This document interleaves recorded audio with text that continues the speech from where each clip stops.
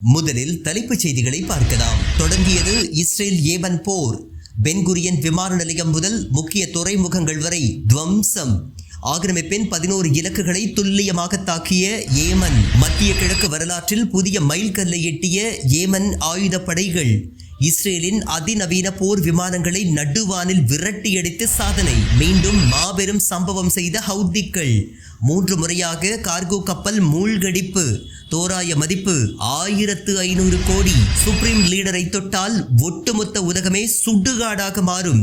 அமெரிக்க Israel தலைவர்கள் விரட்டி கொல்லப்படுவார்கள் என கடும் எச்சரிக்கை விடுத்துள்ள ஈரான். அலி கோமேனி கொல்லப்பட்டால் 3ஆம் உலக போர் நிச்சயம் என்றும் திட்டவட்டம். இஸ்ரேல் மீண்டும் தவறு செய்தால் டெல் அவீவ் கான் யூனிஸாக மாறும். ஈரான் ராணுவ தளபதி திட்டவட்ட அறிக்கை. வெள்ளை மாளிகையில் போர் குற்றவாளி பெஞ்சமின் நெதன்யாகு. இரத்தக்கரை படிந்த சர்வாதிகாரிக்கு அமெரிக்க மனித உரிமை போராளிகள் கடும் எதிர்ப்பு. டொனால்டு டிரம்புடன் மூடிய அறையில் பேச்சுவார்த்தை. இனி செய்திகளை விரிவாக பார்க்கலாம். ஆக்கிரமிப்பு இஸ்ரேலை குறிவைத்து அடுத்தடுத்து 11 வெற்றிகரமான தாக்குதல்களை ஏமன் படைகள் நடத்தியுள்ளன.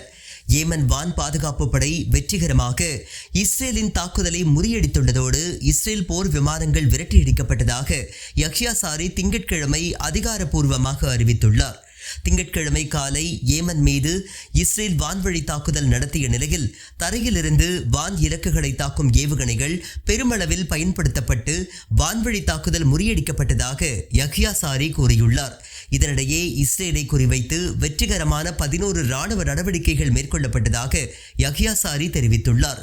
பாலஸ்தீன் 2 ஹைப்பர்சோனிக் மிசைல்ஸ் ஒன்று பென்குரியன் விமான நிலையத்தை தாக்கியதாகவும் மற்ற மிசைல்ஸ்கள் அஸ்தோத் துறைமுகத்தையும் அஸ்கலான் மின் நிலையத்தையும் தாக்கியுள்ளதாக யஹ்யா சாரி கூறியுள்ளார். ஈழட் துறைமுகத்தை 8 ஆளில்லா விமானங்கள் மூலம் தாக்கியுள்ளதாக யஹ்யா சாரி கூறியுள்ளார்.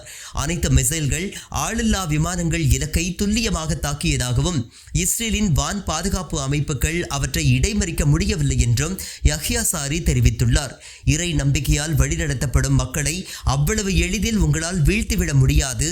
ஏமன் மீதான தாக்குதல் தொடர்ந்தால் இன்னும் பல மடங்கு பலத்துடன் பதிலடி கொடுக்கப்படும் என்றும் காசா மீதான தாக்குதல் தொடரும் வரை ஏமன் படைகளின் தாக்குதல்களை எந்த சக்தியாலும் நிறுத்த முடியாது என்று யஹ்யா சாரி தெரிவித்துள்ளார். இஸ்ரேல் போர் விமானங்களை நடுவானில் ஏமன் படைகள் விரட்டியடித்த வரலாற்று சம்பவம் நிகழ்ந்துள்ளது. காசா மக்களுக்காக இஸ்ரேல் மீது தொடர்ந்து பாலிஸ்டிக்ஸ் ஏவுகணைகளை ஏமன் படைகள் வீசி வருகின்றன. இதற்கு பதிலடி என்று கூறி சுமார் 50க்கும் மேற்பட்ட விமானங்களின் மூலம் ஏமன் மீது இஸ்ரேல் தாக்குதல் நடத்த திட்டமிட்டது. இந்நிலையில் இஸ்ரேல் விமானங்களை சுட்டு வீழ்த்த தங்களது ஏர் டிஃபென்ஸ் சிஸ்டமை ஆக்டிவேட் செய்ததாகவும் இது வெற்றிகரமாக இஸ்ரேலின் தாக்குதல்களை முறியடித்துள்ளதாக ஏமன் படைகள் பெருமையுடன் தெரிவித்துள்ளன. சுமார் 10 இஸ்ரேலிய விமானங்களை நடுவானில் விரட்டியடித்துள்ளதாக ஏமன் படைகள் கூறியுள்ளன. பிற வான் ஆயுதங்களை சுட்டு வீழ்த்தியதாகவும் கூறியுள்ளன. இஸ்ரேல் தரப்பில் 20 இடங்களில் தாக்குதல் நடத்தப்பட்டதாக தெரிவிக்கப்பட்டுள்ளது. எனவே சுமார் 30 தாக்குதல்களை ஏமன் படைகள் இடைமறித்துள்ளதாக கருதப்படுகின்றது. ஏற்கனவே ஏமனில் தாக்குதல் நடத்திய அதே இடங்களை குறிவைத்து இஸ்ரேல் மீண்டும் தாக்குதல் நடத்தியுள்ளது. ஒரே இடத்தின் மீது இஸ்ரேல் 3 முறையாக தாக்குதல் நடத்தியுள்ளதாக ஏமன் ஆயுதப்படைகள் கூறியுள்ளன. தரையில் இருந்து வான் இலக்குகளை தாக்கி அழிக்கும் மிசைல்ஸ்களை பயன்படுத்தி இஸ்ரேல் போர் விமானங்களை விரட்டியடித்துள்ளதாக ஏமன் படைகள் அறிவித்துள்ளன. இது மத்திய கிழக்கு வரலாற்றில் புதிய மைல்கல்லாகவும் பார்க்கப்படுகின்றது. இந்த முறை இஸ்ரேலுக்கு பலத்த அவமானமாக கருதப்படும் கேலக்சி லீடர் கப்பல் மீதே இஸ்ரேல் தாக்குதல் நடத்தியுள்ளதாக ஏமன் படைகள் கூறியுள்ளன. எனினும் அந்த கப்பலுக்கு ஏற்பட்டுள்ள சேதங்கள் குறித்து இதுவரை தகவல்கள் தெரிய வரவில்லை.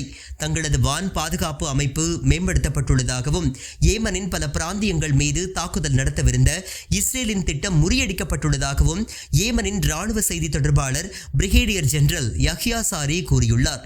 காசா மக்களுக்காக ஏமன் படைகளின் நடவடிக்கை தொடரும் என்றும் ஒரு இஸ்ரேல் கப்பல் கூட அல்லது இஸ்ரேல் துறைமுகத்திற்கு செல்லும் கப்பல் கூட செங்கடலை கடக்க முடியாது என்று அவர் உறுதிப்பட கூறியுள்ளார்.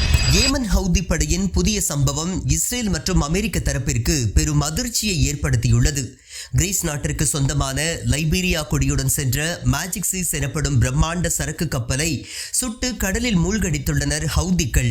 கப்பலில் இருந்தவர்கள் பத்திரமாக வெளியேற அனுமதித்து பிறகு அந்த கப்பலை தீக்கிரையாக்கி கடலில் மூழ்கடித்துள்ளனர். அந்த கப்பலின் நீளம் 199 மீட்டர், அகலம் 32 மீட்டர். இந்த கப்பலில் என்னென்ன சரக்குகள் கொண்டு செல்லப்பட்டன என்ற விவரம் தெரிய வரவில்லை. ஏமனின் ஹொதைதா துறைமுகத்திலிருந்து 94 கிலோமீட்டர் தொலைவில் இந்த சம்பவம் அரங்கேறியுள்ளது. 4 ஆளில்லா போர் படகுகள் மூலம் சிறிய ரக கிரானைட் மற்றும் சிறிய ரக தானியங்கி துப்பாக்கியின் மூலம் மேஜிக்கல் சீஸ் கப்பல் குறிவைத்து தாக்கப்பட்டுள்ளதாக பிரிட்டனின் கடல் கண்காணிப்பு அமைப்பான தி United kingdom maritime trade operation கூறியுள்ளது. இந்த தாக்குதலுக்கு ஆரம்பத்தில் ஹவுதிகள் நேரடியாக பொறுப்பேற்கவில்லை. பின்னர் பொறுப்பேற்கலாம் அல்லது தவிர்க்கலாம் என்று கருதப்படுகின்றது.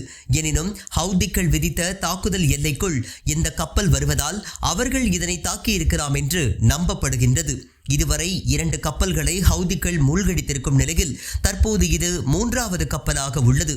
இஸ்ரேல் தொழிலதிபருக்கு சொந்தமான கேலக்ஸி லீடர் என்ற கப்பலை ஹவுதிகள் பிடித்து வைத்திருப்பதும் குறிப்பிடத்தக்கது. காசாவிற்காக இந்த ஆழ்கடல் நடவடிக்கைகளை ஹவுதிகள் மேற்கொண்டு வருகின்றனர். அங்கு அமைதி நிலவினால் மட்டுமே செங்கடலில் அமைதி நிலவும் என்று கூறி வருகின்றனர். அவமானம் எங்களுக்கு வெகு தொலைவில் உள்ளது என்ற முழக்கத்துடன் ஏமன் முழுவதும் ஆஷூரா நாள் பேரணியில் லட்சக்கணக்கான மக்கள் பங்கேற்று காசாவிற்கு தங்களது ஆதரவை நல்கினர். ஏமனில் ஆஷூரா நாளையொட்டி அந்நாட்டு மக்களிடம் ஏமன் உயர்மட்ட தலைவரும் அன்சார் அல்லா இயக்கத்தின் தலைவருமான சையத் மாலிக் அல் ஹவுதி எழுச்சிமிக்க சிறப்புரையை நிகழ்த்தினார். அவர் தனது உரையில் ஏமன் மக்கள் இமாம் ஹுசைனுக்கு தங்கள் விசுவாசத்தை புதுப்பித்துக் கொண்டனர். அவர் எந்த ஒரு குறிப்பிட்ட பிரிவிற்கும் சொந்தமானவராக இல்லாமல் இஸ்லாத்தின் ஆழமான மற்றும் ஒன்றிணைக்கும் அடையாளமாக திகழ்ந்தார். ஆஷூரா நிறைவு நாள் ஒடுக்குமுறை மற்றும் கொடுங்கோன்மைக்கு எதிராக காலத்தால் அழியாத புரட்சியை உள்ளடக்கியது. அமெரிக்க மற்றும் இஸ்ரேலிய ஆதிக்கத்திற்கு ஒத்துழைப்பவர்கள் இமாம் ஹுசைனுக்கு எதிராக வாள்களை சுழற்றியவர்களை விட மோசமானவர்கள். ஒடுக்கப்பட்ட பாலஸ்தீன மக்களுக்கும் காசாவில் எதிர்ப்பு படையினருக்கும் தங்கள் அசைக்க முடியாத ஆதரவை மீண்டும் உறுதிப்படுத்துகின்றோம். ஆக்கிரமிப்பு மற்றும் உலகளாவிய ஆணவ சக்திகளை எதிர்கொள்ளவும் காசா மற்றும் பாலஸ்தீன மக்களுடன் உறுதியாக நிற்கவும் வாக்குறுதி அளிக்கப்பட்ட வெற்றி மற்றும் புனித போருக்கு முழுமையாக தயாராக இருக்கவும் தேவையான அனைத்து நடவடிக்கைகளையும் எடுக்க வேண்டும் என்று அவர் பேசினார். ஏமனில் பல நகரங்களில் நடைபெற்ற பேரணியில் கோடிக்கும் அதிகமான மக்கள் கலந்து கொண்டனர். ஆயுதங்களை கீழே போட முடியாது என்று பொதுச் செயலாளர் ஷேக் நயீம் காசிம் அசூரா தின உரையின் போது திட்டவட்டமாக தெரிவித்துள்ளார்.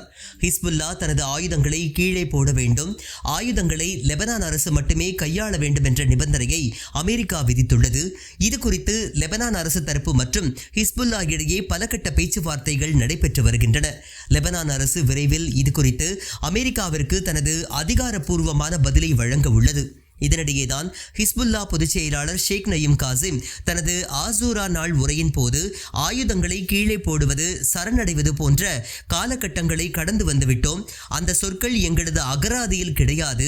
நாங்கள் போர்க்களத்தின் மக்கள் என்று திட்டவட்டமாக கூறியுள்ளார். கான் யூனிஸிற்கு ஏற்பட்ட நிலை டெல் அவிவிற்கு ஏற்படும் என ஈரானின் மூத்த இராணுவ தளபதி கடும் எச்சரிக்கை விடுத்துள்ளார். ஈரான் தலைமை இராணுவ தளபதியின் அரசியல் மற்றும் சிந்தனை பிரிவு ஆலோசகர் மேஜர் ஜெனரல் ரசூல் சனாயிராட் அல்மயாதின் தொலைக்காட்சிக்கு அளித்துள்ள பேட்டியில் பல முக்கிய தகவல்களை உள்ளடக்கியுள்ளது.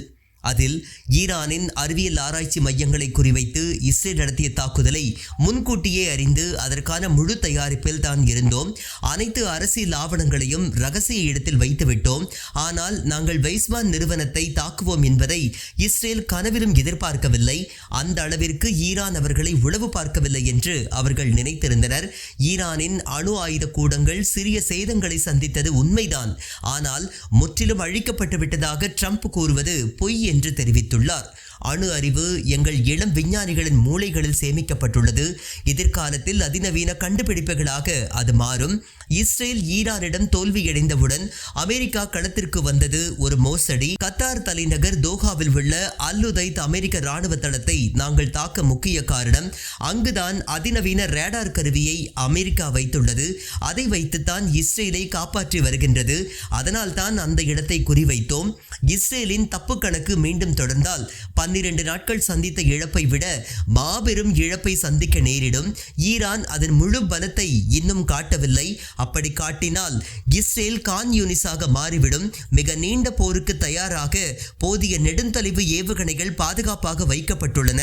ஏற்கனவே நாங்கள் நடத்திய தாக்குதலின் விளைவு எங்கள் ஆயுதங்கள் சென்று சேர்ந்த இடங்கள் பற்றி ஆக்கிரமிப்பிற்கு நன்றாகவே தெரியும் என்றும் தொழில்முறை ரீதியாக நாங்கள் அதில் இன்னும் தேறிவிட்டோம்.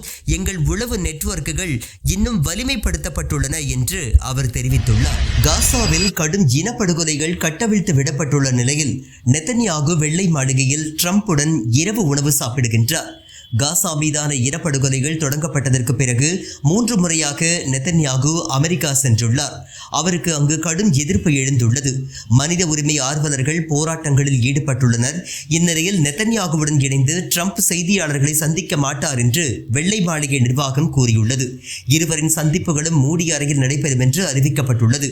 காசாவில் போர் நிறுத்தம் மேற்கொள்ளப்பட வேண்டும் என்பதில் ட்ரம்ப் உறுதியாக இருக்கும் நிலையில் நெதன்யாகு தொடர்ந்து போரை நடத்துவதில் பிடிவாதமாக இருப்பதாக அமெரிக்காவின் ஆக்சியோஸ் ஊடகம் தெரிவித்துள்ளது. போருக்கு பின் காசா எப்படி இருக்க வேண்டும் என்பதில் இருவரிடையே கடுமையான கருத்து வேறுபாடுகள் நிலவுவதாகவும் அந்த இணையதளம் கூறியுள்ளது.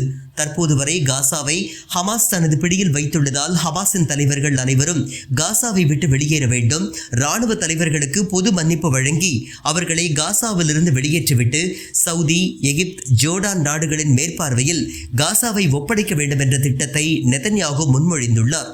ஆனால் ஐரோப்பிய நாடுகள் மற்றும் அரபு நாடுகள் போர் நிறுத்தத்திற்கு பிறகு தனி பாலஸ்தீன நாடு உருவாக்கப்பட வேண்டும் என்று விரும்புகின்றனர். ஆனால் நெதன்யாகு தனி பாலஸ்தீன நாடு, பாலஸ்தீன அத்தாரிட்டியின் ஆட்சி போன்றவற்றை கடுமையாக எதிர்த்து வருகின்றார்.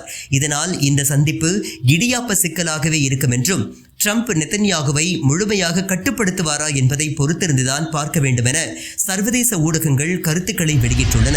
முக்கிய செய்திகளை விரைவு செய்திகளாக பார்க்கலாம். ஈரானின் உச்சத்தலைவர் கொமேனி கொல்லப்பட்டால் அது 3ஆம் உலகப் போருக்கான தொடக்கமாக அமையும் என்றும் அமெரிக்கா மற்றும் இஸ்ரேல் தலைவர்கள் உலகம் முழுவதும் கொல்லப்படுவார்கள் என ஈரானின் உயர்மட்ட தலைவர் ஹசன் ரஹம்போல் அல்-ஹாதி கடும் எச்சரிக்கை விடுத்துள்ளார். கொமேனி மீது கை வைத்தால் மத்திய கிழக்கு மட்டுமன்றி முழு உலகமே பற்றி எரியும் என்றும் அது ஒரு நூற்றாண்டு தவறாக மாறிவிடும் என்று கூறி இஸ்ரேல் மற்றும் அமெரிக்க தலைவர்களின் தலையில் இடியை இறக்கியுள்ளார். 12 நாட்கள் போரில் ஈரானின் ஏவுகணைகள் இஸ்ரேலின் 5 முக்கிய ராணுவ தளங்களை தாக்கியதாக டெலிகிராப் பத்திரிகை தெரிவித்துள்ளது. இரு நாடுகளின் ரேடார் டேட்டாக்கள் இதனை உறுதிப்படுத்தியுள்ளதாக அந்த செய்தி கூறுகின்றது. ஈரானின் தாக்குதலில் 29 இஸ்ரேலியர்கள் கொல்லப்பட்டதோடு 3400 பேர் காயமடைந்துள்ளனர். ஈரானின் 16% ஏவுகணைகள் இலக்கை தாக்கியுள்ளன. அல்-மயாதீன் செய்தி ஆசிரியரின் வீட்டிற்குள் புகுந்த இஸ்ரேலிய ஆக்கிரமிப்பு படை வீட்டை அடித்து நொறுக்கியதுடன் செய்தி ஆசிரியர் நாசர் அல்-லெஹாமை கைது செய்து அழைத்துச் சென்றுள்ளதாக தகவல்கள் வெளியாகியுள்ளன. லெபனானை தலைமையிடமாக கொண்டு செயல்படும் அல்-மயாதீன் தொலைக்காட்சி இஸ்ரேலிய ஆக்கிரமிப்பு நிர்வாகத்திற்கு சிம்ம சொப்பனமாக விளங்குகின்றது. இஸ்ரேல் ஆக்கிரமிப்பில் உள்ள மேற்கு கரையில் இதன் அலுவலகம் சீல் வைக்கப்பட்டது. எனினும் அந்த பகுதிக்கான செய்தி ஆசிரியர் நாசர் அல்-லஹாம் அங்கு குடும்பத்துடன் வசித்து வந்தார். இந்நிலையில் அவரது வீட்டிற்குள் அத்துமீறி நுழைந்த இஸ்ரேலிய படையினர் வீட்டில் இருந்தவர்களின் மொபைல் போன்களை பறித்துச் சென்றதுடன் பர்னிச்சர்களை அடித்து உடைத்து அராஜகத்தில் ஈடுபட்டுள்ளனர். ஹிஸ்புல்லா இல்லாவிட்டால் என்றைக்கோ இஸ்ரேல் லெபனானை கைப்பற்றி இருக்கும் என போராளி குழுவின் பொதுச் செயலாளர் ஷேக் நயீம் காசிம் தெரிவித்துள்ளார். ஆசூரா நாளையொட்டிய கூட்டத்தில் பேசிய அவர் ஹிஸ்புல்லாவின் கூட்டத்தில் இந்த அளவிற்கு மக்கள் ஆர்ப்பரித்து கூடியிருப்பது எதிரிகளை அதிர வைத்துள்ளதாக தெரிவித்தார். அவர்களின் காட்டு மிராண்டித்தனமான தாக்குதல்களுக்கு அஞ்சாமல் மக்கள் கடலென கூடியிருப்பதாக அவர் சுட்டிக்காட்டினார். ஹிஸ்புல்லா ஒருபோதும் தனது ஆயுதங்களை கீழே போடாது என்று தெரிவித்த அவர் இஸ்ரேலின் முழுமையான ஆக்கிரமிப்பு நடவடிக்கைகளை முதலில் நிறுத்தச் சொல்லிவிட்டு பிறகு தங்களுக்கு உலகம் அறிவுரை வழங்கட்டும் என்று தெரிவித்துள்ளார்.